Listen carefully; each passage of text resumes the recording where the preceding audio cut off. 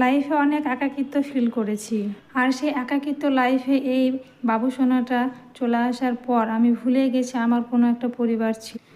আমার দুঃখ কষ্ট নিয়ে একটু ভাবার সময় দেয় না এই বাবুটা এতটা অ্যাক্টিভিটি যে ওর সঙ্গে আমাকে অ্যাক্টিভ থাকতে থাকতে ভুলে যায় যে আমার নিজের কোনো একটা পার্সোনাল কিছু আছে, চিন্তা আছে, ভাবনা আছে, কষ্ট আছে, দুঃখ আছে, সেগুলো ভাবার কোনো সময়ই পাই না। এই কাজটা এখন করবো বলে অন্য এক কাজে চলে যাও, অন্য কাজ করতে গিয়ে এই কাজে চলে আসি। ঠিক এরকমটাই হয় এই ছেলেটাকে নিয়ে। যখন তখন এসে বলে মা আমার সঙ্গে খেলা করো।